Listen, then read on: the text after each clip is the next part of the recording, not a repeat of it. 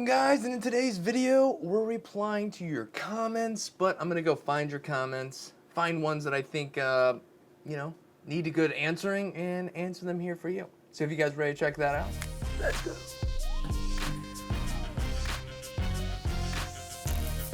Alright guys, I pulled up all the comments. Now these are all the comments for all the videos, how it looks on YouTube, it's all in one place. So I'm just going to scroll through some of these and pick some out. Right off the bat as I'm going through here guys, I just want to say thank you so much. The kindness and the response you guys give me on a daily basis truly keeps me tattooing and keeps me making videos. Now I know I've slowed down a little bit, but it's summertime, it's hard, but you understand. Okay, next question up is from Raman Deep. Oh, Raman Deep. Raman from India. He said, do you own any kind of tattoo school so I can get admission into or something? You can help further him along. Unfortunately, no, I don't offer any sort of tattoo school. I just feel like I'm still learning so much that aside from what I offer here on YouTube, I think that I want to give it a little bit more time and really learn as much as I can. So that way, if I ever do come with a course or anything like that, that I feel like I'm ready to do that. I feel like I can set you up for success in the best way possible. I think I can definitely help people in the beginning, but I really want to take you from the beginning up to that like 5-year point. That's where I'd love to be, right there. And I feel like once I'm in that area, then I'll look harder into doing something like that. For now, I know there are plenty of other people that offer some courses. I've never taken any of them. I've never taken any courses, to be quite honest. But maybe that's something I need to look into doing. Reinvesting in ourselves is a very important thing, and it doesn't always mean machines, gear. Sometimes it is information, and that can be the best investment that we make. But it's not for everybody. I kind of like doing things my own, figuring things out a little bit. Sure, you need a little help here, and a little help here, and a little help here. But I want to tattoo how I tattoo. I want to make marks the way I make marks. And to do that, in my opinion, is I have to go through this journey. And that doesn't mean that certain things can't help you through that quicker or help you get to points faster. And maybe that's just in the back of my mind. And I'll think about it, pray about it, and maybe I'll take on a course. So I did get a bunch of comments on the stencil solution video where we tested all the stencil solutions. Now I understand, and I tried to make it pretty clear there that it was in no way 100% scientific. You know, I was just giving them a rundown, but it does matter, okay? I think the video helps, and I think if you're looking to buy some of those products, I do believe the video helped. But as a whole, no, I did not read the back and follow them to their instructions. Some might say, let it sit for this amount of time. Some might say use this amount. Some might say that. I didn't do any of that. I used it all pretty much in the same manner. So is that, scientifically accurate? Of course not. Of course not. Take it for what it is. I had fun making it. And there was no way I was going to count the number of wipes I was doing. And there's no way I was going to do all this other stuff. It was actually kind of hard just to do that. And it doesn't look hard, but it was a little tricky. And my brain's not super fast, so bear with me.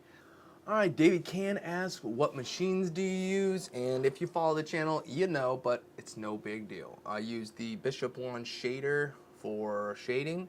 I did use it at one point for everything, but now I pretty much just use it for shading. And then I have the Bishop One packer, which I use to pack color. It does a fantastic job, and I use it for lining most of the time. If I'm just going to be using a small liner, let's say a 5 or less for pretty much the entire thing, I'll probably just stick with the shader for the whole thing. But anyhow, you learn your machines and you figure out what they're good at. That's why you get certain machines. Blah blah blah. Nonetheless, that's the machine I use, or the machines that I'm currently using. Okay, next up, Holger, Holger, says, why do all tattoo artists use dynamic ink? It's a artist's color. It is so good? I think I understand what they're saying. Essentially, hey, why do most people I know, most tattoo artists, use dynamic ink? And this is, I have no idea. For me, I was just looking for a black ink. It's not the ink I used when I was in my apprenticeship, but I had heard of it amongst many other different brands, did my own research, decided, you know what, I'm going to try dynamic. I went with them. I liked them. I didn't have any reason to not like them. I have tried other blacks, other gray washes. I have other blacks that are darker than dynamic for moments when I need a bit darker, but I'm just comfortable using it. I may look into trying some different stuff here in the future, but if it ain't broke, I'm not trying to fix it just yet because there are other things I'm trying to work on as well. So I don't have a good answer for why. I will say I tried it, I liked it, and I still use it. That's why. And I've got a lot of comments just looking through here asking, hey, can you make a video about needles? About the cartridges, what to use when, why use this, that, or the other. And I think it's a really good idea. I think that that would really help people if maybe I did a video explaining these are the needles I would use for this kind of stuff, this is what you can use these different needles for, and maybe I will. But I will say that it is a little tricky because everybody uses needles differently.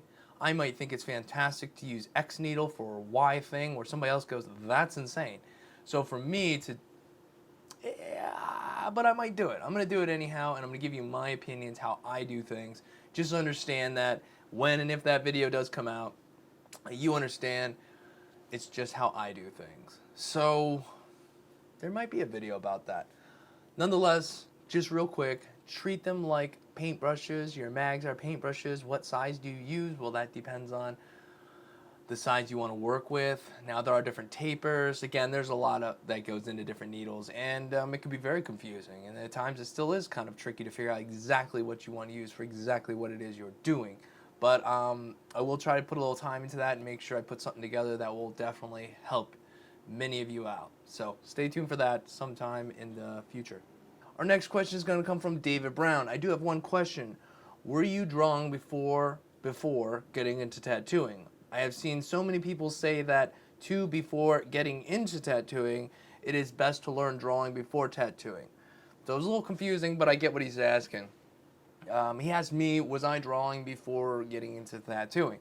Of course, yes I was. I was drawing a ton as a kid, as a teenager, up through high school, entered in some drawing competitions, won a few small things here and there, but it was just fun. It was just how I spent my time.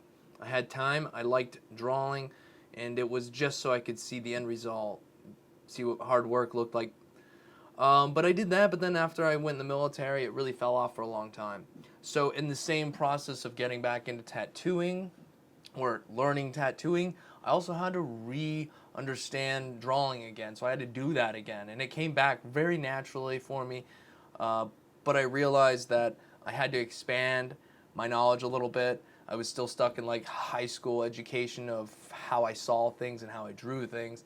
So fast forward till now, it's been a really cool experience to take all that stuff I've been doing so long ago that I thought had no purpose, and be able to take that and use it today as an adult in my life, and to really make a difference in my life. So yes, and if you have no experience drawing or any artistic experience, sure, if you're learning to tattoo at the same time that you have no artistic experience, that's okay. I mean, I wouldn't encourage it, but it's okay. Keep learning that skill of tattooing. That tattooing is a skill. It's a trade almost. I mean, you have to learn it, and I'm still working on it just like anybody working on any craft that they're in. But if you come into it with some drawing skills, it's going to make it easier down the road. So if you have none, while you're learning the fundamentals of tattooing and whatnot, also be working on your drawing skills, shading skills, work on color theory a little bit, get an understanding of that. I'm trying to get an understanding of that. So keep learning, keep pushing yourself. But yes, once you understand the fundamentals of tattooing, how tattooing, your work can only become as good as your art, or as good as you can see things and duplicate them, depending on who you are and what you do. So, good question, moving on. And just real quick, because I do see this a lot in the comments, just scrolling through here, I am Stone Mountain 64, in case you're wondering. I'm kidding, obviously. I see the similarities, and they are there. And I do love his channel, which you guys put me onto when you started calling me Stone Mountain 64. I'm like, what the heck is this? When found it, I was like, oh, this is addictive. So, I watched a little bit of it, then got off of it. But Stone Mountain, good stuff, man. Okay, next one. This is a pretty good question, and I think I could do an entire video talking about the topic and going into the details because, well, let me just get the question out. Sophia asks, how do you feel about online tattooing training programs? Um, well, I'm not really against them in any way because I don't have a program here on my channel, but when you put out content like I do, it can kind of become its own little program. Meaning you could learn from the content that's out there enough to really get yourself started and whatnot. So how do I feel about them? I feel it depends on how they're done. What I don't like seeing is people take your money and that be the main priority behind it. Sure, the information that people are giving you or whatnot, it took them a long time to figure this stuff out. They may not be secrets in the way you think of them, but they are definitely skills that took years to develop or quite a while to figure out. So for them to give them to you, I totally understand them asking for monetary value in return. It's intellectual property in some ways. So I'm okay with that, but it's just, it comes down to what are they giving you and for how much are they charging. Anytime there's something going on, there's always people there that are willing to just throw any self-respect they have out the window in exchange for your money. So be weary, do your research. If you trust the person, if you trust them, that person, then sure. If you trust that program, if you trust the person running the program. I mean, we talked to Shelly Dax out on the West Coast, and she is teaching. She has been teaching and has been doing this for a while. A school for tattooing, and I love the setup, what they have going on. It really cuts a lot of the fat out to where you're really getting what you need to know. So that's really cool, and I think online training can be very similar. It depends on the person getting the information and the person giving the information, whether it's going to work and how successful or unsuccessful it will be. So I'm pro any education.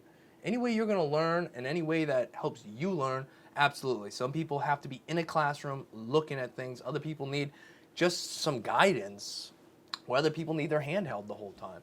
So if this method works for you, then go for it. But again, know who's teaching you and make sure that you trust them. Okay, moving right along here. I hope I'm not boring you guys with this stuff, but I figured if somebody has a question, maybe there's other people with the same question. Ayana, maybe? What's the difference between floating the needles and riding the needles? I think what she's meaning is floating that needle in the skin or riding the tube. So the difference is if you're riding the tube, then you have the needles thrown out of your machine. Now this isn't on, so I'm going to push them out like that. You have the needles thrown out of your machine, right? And you're tattooing, and you have the depth set just where you want it. You have the depth set for that particular part of the body, for that particular person, and you want to run a line, but you want to ride the tube, so because you want to keep the depth consistent, you want a consistent line, and maybe you're running a long line. I'll ride the tube sometimes on really long lines.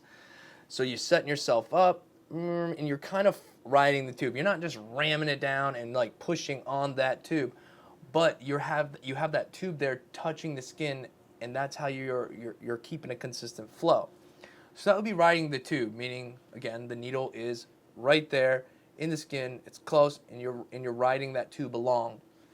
Floating the needle in the skin, or whatever words we have for it, essentially you're not doing that. You're using your hand to control the depth, right? You're putting the needle in, you're feeling the vibrations in the skin, and you're moving, controlling the depth up and down with your hand. You're not riding the tube or gauging it off anything there. This method is far more accurate. If you need to be accurate, then you don't necessarily want to be riding the tube all the time. There's a time and a place for both when it comes to me and how I tattoo. I do both, and I do both all the time. Just depends on what I'm trying to do, the person's skin, how it's reacting. You can do something one time on this person, the next day do the same thing on this person, and have totally different results. So it's very important that you start to learn the person's skin. The first few minutes in the skin is highly important, very important. Okay, our next question comes from Vinny. Vinny says, how do you not get the fake skin messy after a wipe? My fake skin gets smudged ink everywhere, and at the end of the tattoo, it's just a ton of ink around my tattoo. So keeping fake skin clean can be a pain in the butt. If you've ever messed with it, you know exactly what Vinny's talking about right here. Now for me, Vinny, I mean, there are other things you can do, and I'm sure anybody you talk to who's messed with it has like their own stuff, like this really works, right? But basically for me, what I would do is I would put a little bit of A&D down, or Inkies, or some sort of Vaseline down onto this fake skin. I would run my line or fill in my area, and then I would take a little bit more of that Vaseline, Inkies, whatever the product is, rub it onto the ink, and then wipe it off. And the combination of that will help wipe that ink off. So water, green soap, it doesn't really do much on fake skin. But what will is an ointment, meaning like, again, a Vaseline, something like that. Rub that on there. It's going to help the towel flow across. It's going to help pick up that ink.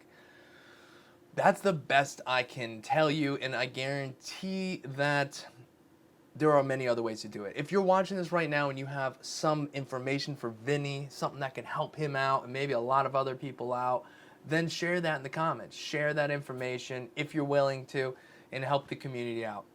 But thank you, Vinny. Thank you. All right, next question comes from Hoodie Mills. He says, so if I want to move at a faster hand speed, should I bring up or turn down the voltage? Okay, so when it comes to voltage and hand speed, again, there's that science, but if you would like to move your hand faster, then you need that needle to go in and out of the skin faster to compensate for your hand moving faster. So you'll probably need to up the voltage. So if the needle's moving like this, and I try to do this, then I'm going to have like 3 dots. And that's how you get the stippled look, by the way. But if you're moving this fast, okay, and then you try to move along, oh, look at, we're going to get some line. We're going to get a line. Of course, this is like the dumbest way to show this, but we're going to get a line.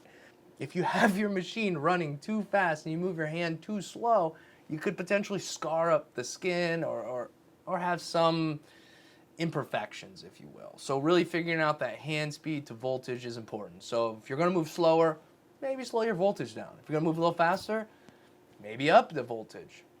Or just find that happy medium. But I hope that answers your question. Sergio asked, hey Dave, which iPad do you recommend? Any iPad that you can download Procreate and has a pencil is the best, because I know you can get those the cheapest. There's some different iPads. I mean, you don't have to buy an iPad Pro. The other ones are going to come in at a lower price, and you're still going to need a pencil, and you're still going to need the app. But if I had to choose, I would definitely say the iPad Pro. The pencil magnetizes to the side. Seems petty, but believe me, it's awesome. There's a few other things that are really great about it, and if you can get the largest one, go with the largest one. I have like a 11-inch, so I kind of wish I did have a bigger iPad, but these things are expensive, so use your money wisely. If you're going to do it, get a large iPad Pro. That's going to be my suggestion to you if you can afford it. If not, then go with what you can get. That's going to get the job done. All right, JRWSR asks, how would I know if it's a good shop? He's commenting on the tattoo apprenticeships. Are they worth it? And he said, how would I know if I'm in a good shop? I mean, that is hard. I know it's easy to say, hey, find a good shop. Part of that would be, get tattooed in that shop. If you're willing to go and work for a place for free for the education of learning to tattoo and knowing how much time and energy you're going to spend there with that mentor in that shop with those people, get tattooed there. Hang out there if you can. Talk to people if you can. I know it's not easy. I mean, a lot of shops don't want people just hanging around. It's not the greatest thing. But if you can, get tattooed there. Get tattooed there a few times. See if that's even a place that you want to work at. Is it clean? How do people talk to each other? How do they handle business there? Well, you're there, you're around, you're watching. Those would be some of the easier, simple things to pick up on. Is there already a apprentice there? Then maybe you might not want to even waste your time there. Look at the work, though, first and foremost. Look at the work. If they have an Instagram page, a Facebook page, look at the work. Find the best stuff you can find, because that's the best stuff the shop can put out. So that's as far as they are probably going to be able to carry you, which is fine, because once you get to that point, you can probably just carry yourself. But think of what you want to learn. Do you love color work? Are you into this, that, or the other? Do they do that stuff? Different things like that. And before you take on become an apprentice in this shop, I'm sure they're going to ask you questions. Ask them questions. Figure out what they're going to be teaching you. Is there a system here? What do you expect of me? Just get some ideas. You're willing to sacrifice a lot of your time to be there. I think you deserve to know what's happening. Okay? So before I go on to even more and run my mouth even more, let's keep it at that. That's going to be like the first thing you want to do. Robin Howard asks, what brand of cartridges are you using? I'm using everything right now. And I mean that in a very dramatic way. I'm not using everything, but I'm using many different types of needles right now. I have like 5 different brands I'm using, and from the cheapest up to the most expensive, I'm just messing around. Why not? Different tapers, different everything. And it's funny, I went so far into one type of needle that I'm kind of backing up a little bit, moving over and going back to some needles that I used to use in the beginning, and I'm having way more fun now that I feel like I understand it a little more. So again, that needle video should be coming sometime soon, because I'm learning a little bit more about them, and there's a lot to them. So do not be weary or worried if you're just overwhelmed by the needles and the setups. It's normal. Just keep trying different needles, different needle groupings. You don't have to figure it all out at once. A little here, a little there, a little at a time, and you'll get there. See what I did there? Didn't even mean for that to happen. Okay, next question is from Severin Bentham. Again, I apologize. I just butcher names. Love your channel. What battery are you using? It's a good question. Good question. If you watch some of the older stuff, you'll see I had a different style battery. I ended up giving those away in the giveaway, but I really like those as well. But I'm currently using the Critical wireless power supply, the universal one, and I've had no complaints with these thus far. A lot of times I'm running one in my shader and one in my packer. And they last me a full 6-hour tattoo between both machines. So I have no problem there. I have actually been testing out this little guy here. I think it's from Ink Claw or whatnot, and this comes in at a decent price as well. Let's see, these Criticals are right around like $500 for the setup, for the set of 2, and the pod that it rests on, the base. Where this one came in, I think right around like $65. I'd have to check the email they sent, but I've been checking out this little guy as well, and it's not bad. The life performance is not the greatest. I don't think it's going to last as long as maybe the ones I'm using right now, but it is a little bit smaller. So it could be just less charges able to be held in it, but for the price, get a few of these, you can't really go wrong. But if you want more information about this, let me know. Maybe I'll do a video on it. But yeah. That's what I'm using, but I have used many of wireless batteries, from the cheapest to pretty expensive, and I like them all really. The one that is attached to my machine has my machine running, and my machine's running good. I don't care what brand it is, I'll take it, and so far that's what I've had with every setup I've used thus far. Our next question comes from Brandy's Gay. Maybe. Sorry, again, don't want to butcher it. But anyhow, they say, what? Is it not okay for a client to numb themselves before getting a tattoo? It's okay for a client to numb themselves before getting a tattoo. I would definitely say let your artist know. Let them know what you're using. Maybe even consult your artist before you do that, so that you're not using something that they've had another person use in the past and it just kind of messed up the tattoo a little bit or it got in the way. So maybe verify that the numbing stuff you're going to use is cool with your artist, and make sure you follow the directions of that properly and you put it on at the right time. But yes, I've tattooed people with numbing stuff, and just recently actually, and I didn't have any problems. it was nice. The client felt a little bit more comfortable, which definitely makes things go better for you as the artist. So yes, you can absolutely use numbing creams and whatnot, but after a certain amount of time, it's gonna wear off. So keep that in mind. Funny enough, there have been a lot of comments about that blowout video. It hurt, it definitely did, but it was really cool to watch after a couple times. But cringy for sure. Didn't quite realize it was gonna be so cringe. But I enjoyed making it, even though it did hurt. But do keep in mind, when it comes to that video, the location of that tattoo, being that I did that on the top of my leg, it required a lot more needle to come out to create that blowout because the skin is just thicker up there and tougher. That same amount of needle that I had thrown out when I did that line on my leg, if I were to do that on my ankle, if I were to do that on most places of the body, it's going to blow out in the way that I wanted it to. But I just wasn't willing to give up those locations for a blowout video.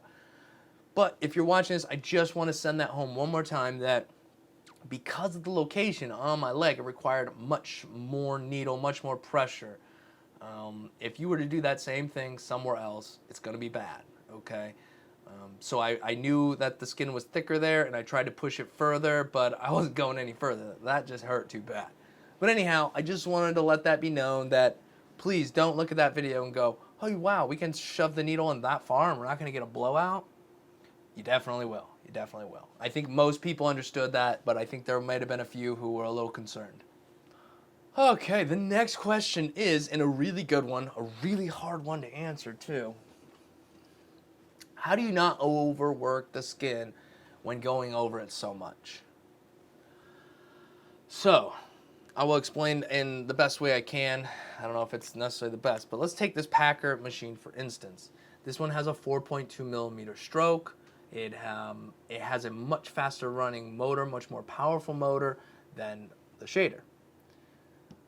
So if I were to take this machine and treat it as if I'm packing color and just put the needles in. I know I need to just get good saturation here. Pack that color in there. Boom, boom, boom, boom, boom, boom, boom, boom. Full saturation. And then I decided, oh, now I want to put some more in there. I want to blend this into that. So I pack more on top of that packed color that I just packed in there. Now you're getting to that area where now you're going to start hurting skin. If you're filling an area that you missed after that first pack, that's fine. But if you're truly packing color or of any kind over top of it a few times, you're running some risk, okay? Especially if you're packing it properly. Now when it comes to shading and using a different machine, different techniques, you can brush that skin several times. It depends on how traumatic you're being with the machine and those needles. Are you going in there really hard like you're packing color? And then you're going to go in there again and pack some more, and then again and pack some more. That's going to start hurting the skin. Now, don't get redding confused with overworking the skin, okay? You can have red skin that's not overworked. It's very common. Now, when making many passes, layer, maybe adding, you're shading up, you're whip shading up, you're whip shading up, you're whip shading up, you wipe, you whip shading up, you whip shading, you're kind of carrying that blend out. Well, people are watching going, wow, how many times are you going to go over that area before it just destroy the skin? This is being gentle on it. It's being far more gentle than that Packer was being, right? I mean, you can make the Packer shade. Don't get this twisted, okay? I'm just trying to explain something here. The more gentle you are on the skin, the more time you have in the skin.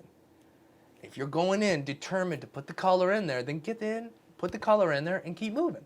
Go back and touch up those little spots. Didn't quite get enough color, but keep moving, right? Now, if you're shading, it's a little bit. I hope you get what I'm saying here. I don't want to make this video all about this one question, but I hope you understand it. Maybe I'll go into more depth in another video down the road. Again, let me know in the comments if there's a comment that I'm talking about that you're like, yes, I want more information on that. Yes. So let me know. But moving on. Okay, another common question I get a lot is, when I change colors, do I change needles?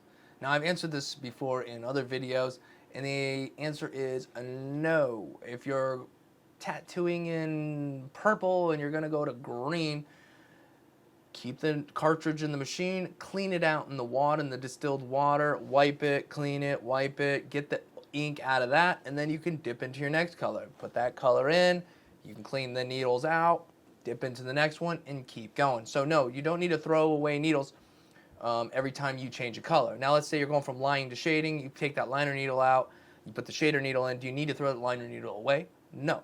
You can save it unless because you might need it later on in that tattoo. So you can switch back over to liner needle, whatever. Now when the tattoo's all said and done, any needles you use during that tattoo, dispose of. That's how that works. Now again, if you're practicing on fake skin and whatnot, and you're trying to preserve, I've seen comments in here, people are telling me that, well, I've saved my needles from practicing. So you're on practice skin, you do a tattoo, maybe you're halfway through it and you just save your needles and everything. That's good from a cost standpoint, but from a tattooing standpoint, it's going to throw you off because now you got a bunch of built up ink in there, some gunk. The needle's not going to perform the same way. The needle's going to get dull after a while. So I would encourage you, I'm not saying you can't, but I would encourage you to use a new needle when practicing each time. So you sit down, do that session, new needle, work on it as long as you can, dispose of the needle when you're done. But if you're going to keep the needle for practice, clean the thing out before you're done. Really clean that needle out and then set it aside or whatnot, and then, go back to practicing with that. So there's that. So this will probably be one of the last questions. This has been going on for a little while now. Danny GM says, sorry if you've already been asked this. Can you elaborate on how they compare to the CNC Q2? What they were referring to by they is to these two machines. Now you follow the channel, I've used the CNC Q2 for like a year and I loved it. I did switch over to these machines and I love them. But let me talk about the difference.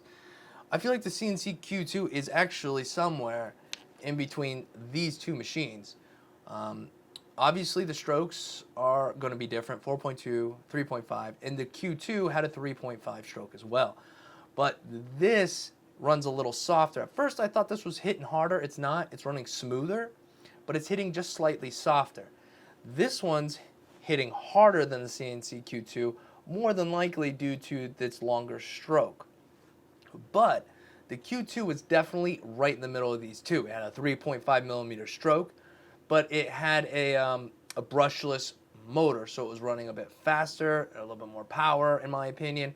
So really, it landed in between, and I think that's why going from the Q2 to these two machines wasn't too bad for me. Sure, at first this was a little bit light, but I learned how to use it, and I realized that having that bit of forgiveness was really nice. It allowed for smoother shading. I didn't have to do it all the softness in my hand. I could let the machine take over some of that and help give me some of that soft shading I was looking for. Whereas the Packer here, it was the strength behind the system. This was much better for packing color. It ran those larger lines. Where the Q2, again, it's right in the middle. It's right in the middle. That's the best way I can explain it. And I definitely still think it's a solid machine. Just because I'm moving on using different stuff doesn't mean I don't like those machines anymore or anything like that. It's just I was ready to try something different and go down another route, and so I did.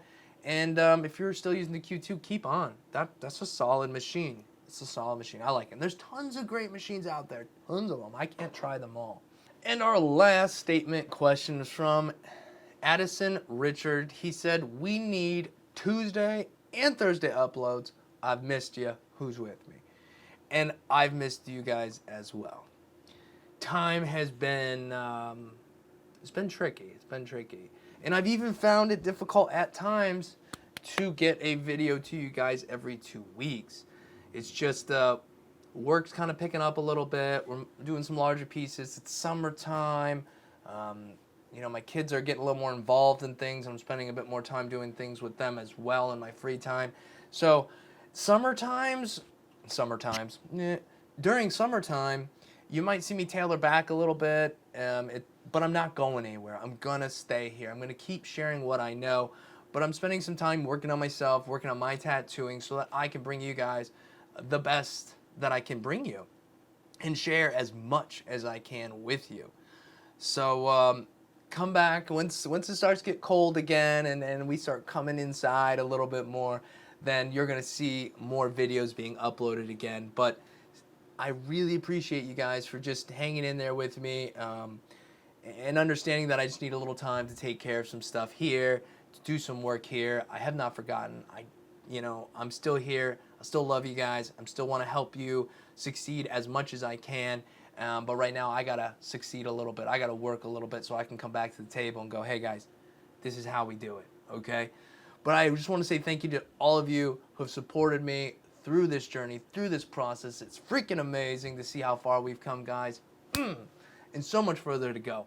So, if you enjoyed this video, give it a like, subscribe if you haven't already, and, ring the bell. Get notifications when we post. Till next time, guys. Peace.